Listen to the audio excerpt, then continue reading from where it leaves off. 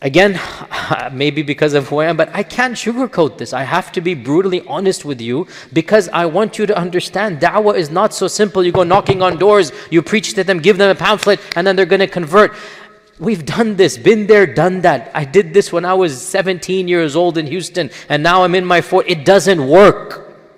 And if anybody tells you otherwise, I'm sorry, but they're lying to you or they're mistaken or whatever. Da'wah, generally speaking, is a dry field. In my humble opinion, da'wah is not primarily done via the tongue, via intellectual arguments, via solid, logical, rational debate. It doesn't done that way. It's not done that way. I was impacted by Didat. Zakir Naik is somebody I consider to be a friend. I was with him many, many times. But the brutal fact of the matter is those tactics did not convert hundreds and thousands of people. That's just the fact. What it did was, it reaffirmed our iman. We loved Didat more than those outside of our faith. It affirmed our iman. It made us strong in our faith.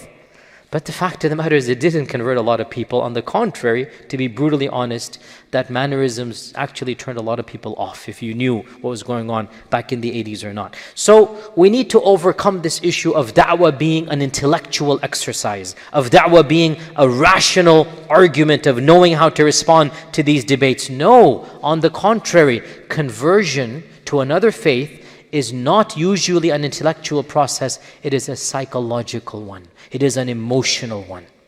When you convert, it's not, generally speaking, because of a deep-seated philosophical debate that you had with somebody else. Not at all. Look around you. Who converts in our own community? The number one group of converts are those married to Muslims. That's the number one group.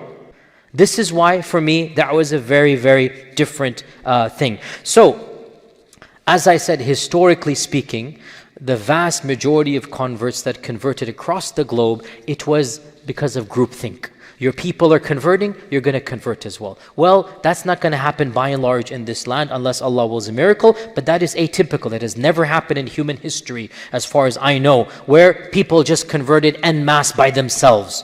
Always it was either the political dominion or their rulers, and essentially that's another type of political dominion, right? And by the way, this is why I never sugarcoat the political expansion of Islam. It's ludicrous to do so. Listen to my seerah. Listen to when I talked about Abu Bakr and Umar radiallahu anhu and the wars of expansion. And I go into this detail. Was Islam expanded by the sword? And I'm very frank. This is not the time to go into there. But because of my experiences, I never sugarcoat. I never give you a romanticized view and then the truth is other than that. Because it doesn't work that way. We would not be here today as Muslims if Muhammad ibn Qasim and Amr ibn al-As didn't go and want to conquer Hind and Egypt for reasons that were no threat to Islam. We thank Allah that Ibn Qasim came to our lands. I thank Allah that Islam came through political means. And that's what we have to be blunt about.